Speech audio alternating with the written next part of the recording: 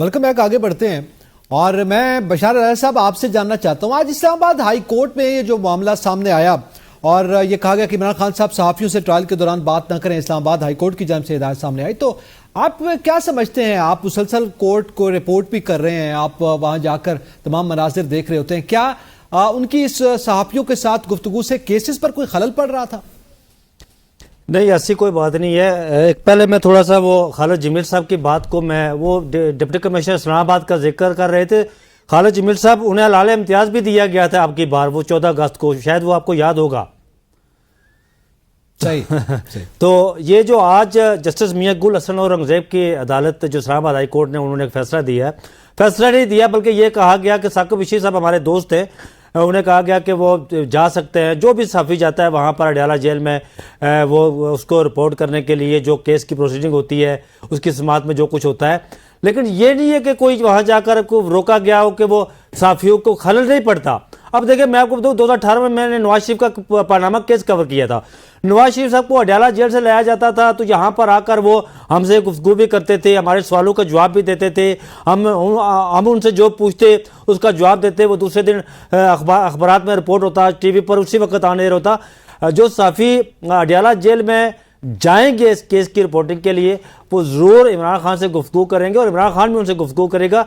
ये नहीं है कि वो वहाँ जाकर सिर्फ वो जज क्या कह रहा है जी, अच्छा जो गवाह हैं वो क्या कह रहे हैं, वकील क्या आर्गू कर रहा है, ये चीज़ें रिपोर्ट तो होती है, लेकिन ये इसके अलावा भी इमरान खान जो गुफ्तगू करेंगे वो रिपोर्ट होगा। कोई खलल वाली बात नहीं है।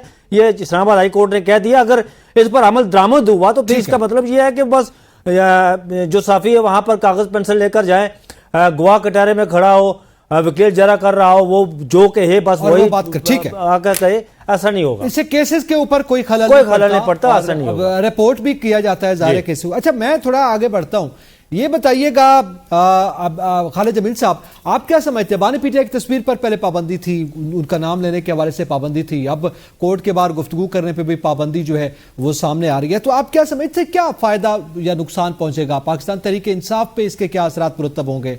और बिलखसूस जब हम सहाफ़ी बात करते हैं तो हम आज़ादी इजहार के हवाले से भी हमारे लिए एक बड़ा सवाल होता है।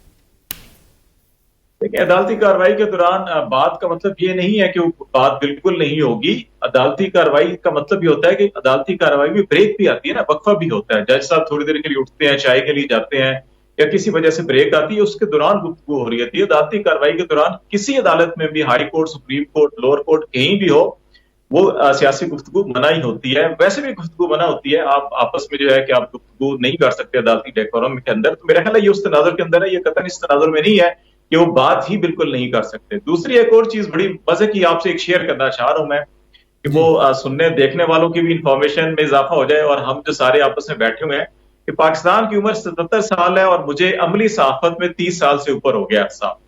इस 30 साल में मैंने जो फेक न्यूज बहुत बात की जाती है, मेरे तजर्बे की रोशनी में पाकिस्तान में सबसे ज्यादा फेक न्यूज रियासती मशीनरी पैदा करती है। मैं प्रिंट में काम किया, इलेक्ट्रॉनिक में किया, और अभी डिजिटल जो है इसमें भी कर रहा हूं। तो वो जो प्रिंट जो फेक न्यूज थी वो भी आप, इलेक्ट्रॉनिक और डिजिटल फेक न्यूज सारी की सारी इस वक्त भी, मैं आज भी बड़ी वसूख से कह सकता हूं कि जो हुकूमती रियासती सतह पे खबरें और जो नैरेटिव आते हैं, चाहे वो जराए करके आते हैं, चाहे कुछ भी करके आते हैं, वो ज्यादातर फेक होती हैं। दूसरी बात, डिजिटल टेररिज्म की बात की जाती है। पाकिस्तान की हिस्ट्री में मैं अपनी अमली साफत के तजर्बे की रोशनी में आपको कह रहा हूं कि प्रिंट टेररिज्म, इलेक्ट्रॉनिक टेररिज्म जो सबसे ज्यादा जिन्होंने की, वही अब सबसे ज्यादा डिजिटल टेररिज्म का इल्जाम लगा रहे हैं हम। सही ये इसलिए है कि जो पहले उनकी बात सुनी जाती थी, जो वो कहते थे, लोग आंखें बंद करके उस पर यकीन करते थे, अमल भी यकीन नहीं किया जाता। बिल्कुल सही है। जो है कि उनकी बात, अब सूरत हाल बदल चुकी है, अब हालात बदल चुके हैं, कानून को देखते हैं, तो इसलिए ट्रेस भी हो जाती है, फिल्टर भी हो जाती है, फेक न्यूज फौरन जो है वो फिल्टर भी हो जाती है। ये बात आपकी बिल्कुल दुरुस्त है। अब मैं थोड़ा, बिल्कुल सही है। अच्छा, थोड़ा आगे बढ़ते हैं। ये आज सुप्रीम कोर्ट में जो कुछ हुआ है, जुबैर अली खान साहब, मैं आपसे जानना चाहूंगा, आपके नजदीक इस वक्त जो भी सूरत हाल रही, आपके इल्म में होगा, वो बयान भी चीफ जस्टिस साहब का हमारे सामने है। इन्होंने कहा था कि अगर मुझे कभी लगा कि मैं दबाव में फैसला कर रहा हूं तो मैं छोड़कर चला जाऊंगा, लेकिन आज खासे दबाव में नजर आए हैं। क्या होना चाहिए? देखिए, चीफ जस्टिस काजी फाइज ईसा जो हमारे दोस्त आज कोर्ट रूम के अंदर मौजूद थे, जिस तरीके से वहां से रिपोर्ट हो रहा था, बशारत राय साहब बेहतर मुझसे ज्यादा बेहतर बता सकते हैं कि आज चीफ जस्टिस काजी फायज ईसा इतने बेबस थे, इतने लाचार कभी भी किसी भी चीफ जस्टिस को नहीं देखा गया। वो चीफ जस्टिस काजी फायज ईसा जो किसी वकील को रोस्ट्रम के ऊपर ऊंची आवाज में बात तो दरकिनार, अगर वो उनका ताल्लुक किसी मखसूस जमात से है तो वो रोस्ट्रम पर अगर खड़े भी हो जाते थे तो उनको डांट भी पड़ती थी और उनको बिठा दिया जाता था। लेकिन आज ना सिर्फ वहां पर कुछ उलमा ने उनके साथ ऐसी गुफ्तगू की जो कि उस कुर्सी के तकद्दस से जो है वो उसका ख्याल नहीं रखा गया। मेरा ख्याल है कि ये सुप्रीम कोर्ट ऑफ पाकिस्तान में जिस तरीके से आज कार्रवाई हुई है वो तस्दीक आमेज थी किसी एक चीफ जस्टिस के लिए। और तौहीन अदालत की जो पावर होती है वो तो इस्तेमाल की जाती है, अदालतों के पास ये इख्तियार तो है, लेकिन जो अदालतें जो है वो अपनी इज्जत या अपनी जो वकार है उसको अपने फैसले और वो किस तरीके से कानून और आइन के साथ खड़े हैं, किस तरीके से वो इंसानी हकूक की जो जिम्मेदारियां हैं उनको तहफ़्फ़ुज़ फराहम कर रहे हैं, उससे जाना जाता है। लेकिन आज बिल्कुल एक बेबस नजर आए। उन्होंने ना सिर्फ चैम्बर में मुलाकातें की और फिर वो फैसला उन्होंने दिया, एक मरतबा नहीं बल्कि 2 मरतबा उन्होंने जो खुद फैसले दिए उनको ये करार दिया कि ये मुतनाज़ फैसले हैं। इस करार देने के बाद वो चीफ जस्टिस के ओहदे पर बैठने के अहल है या नहीं, ये भी एक बहुत बड़ा सवाल उठ चुका है। अच्छा, इस पे सलमान अनीस साहब आप क्या समझते हैं? आज एक तो कोर्ट में जो सूरत हाल रही, जिस तरह से भी फैसला जो है वो सामने आया, वो तब्दील हुआ नहीं हुआ, सवाल यह है कि क्या पार्लियामेंट के इख्तियार की बात की गई, पार्लियामान के इख्तियार में चीफ जस्टिस साहब ने ये रिमार्क्स दिए हैं, तो अगर कोई बिल ऐसा है जिस पर एतराजात हैं और उसको चैलेंज, फिर कौन सा फोरम है जहां पे किया जाएगा? पार्लियामेंट कोई बिल पास कर दे, क्या उसे कोर्ट में चैलेंज नहीं किया जा सकेगा? ये जो रिमार्क्स है कि पार्लियामेंट जो कर दे वही दुरुस्त है और सुप्रीम कोर्ट भी उसके ताबे है कि वो उस पर फॉलो करे, तशरीह अपनी जगह पे, मगर यकीनी तौर पर अगर बिल आपको गैरानी लग रहा है तो आप वहीं पर जाके चैलेंज करते हैं। जोश खिताबत में कह जाते हैं सारी की सारी चीज़ें, उसके बाद में खुद ही उन अल्फाज से जो है वो पलट जाते हैं।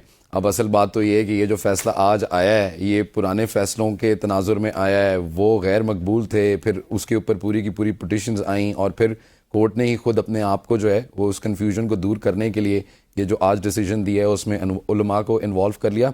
तो देखें, this is very sad, this is very unfortunate कि ये जो हमारे लिए सर्कस एक बनाया हुआ है ना, वो आम इंसान अब किसकी बात के ऊपर एतबार करे और किसकी बात सुने। जजेस and judiciary have their own say, they have their own take. इसी तरह जो पार्लियामेंट है, जब आप उनके पास जाते हैं तो उनका एक बिल्कुल नॉन सीरियस एटीट्यूड है, वो एक बिल्कुल अपने मतलब अपने एजेंडाज और अपने जो गिवन ऑब्जेक्टिव्स हैं उनके ऊपर काम करते हैं। तो जो मैं आपसे हमेशा बात, और अभी ऑफ एयर जो बात हो रही थी बिशारत राजा साहब से, वो भी यही है कि देखें ये अशराफिया है, इनके अपने एजेंडाज हैं, इनके अपने पॉलिटिकल एम्स हैं। आपके लिए, मेरे लिए, आम आवाम के लिए इनके दिल में कोई दर्द नहीं है, आम आवाम की कोई बात नहीं है, नॉन इश्यूज में फंसे हुए हैं। जो लिटिगेशंस चल रही हैं, एक अफसोसनाक सूरत हाल का आपने भी जिक्र किया है और आपने कूजे में दरिया बंद कर दिया। वैसे सलमान अनीस साहब के इन सब के अपने स्टेक्स हैं, आवाम नहीं है, और जाहिर है ये सूरत हाल अफसोसनाक है, इस लब से दर्द हो गया। मैं बिशारत साहब आपसे जानना चाहूंगा, आप क्या समझते हैं आज जिस तरह से हनीफ राइस साहब ने बात की और उन्होंने कहा आप हमें अखलाकियात का दर्जा दें, ये चीफ जस्टिस के लिए क्यों इस हद तक नौबत आई आज जो सूरत हाल बदमज़ गई? मुझसे पहले ज़ुबैर बात कर रहे थे, आज मैंने चीफ जस्टिस साहब, मुझे 10-12-13 साल हो गए अदालतें कवर करते हुए, इस्लामाबाद हाई कोर्ट पहले कवर करता था, मैंने बहुत क्विकली जवाब इतना बेबस किसी चीफ जस्टिस को नहीं देखा जितना मैंने आज चीफ जस्टिस काजी फाइज साहब को देखा है।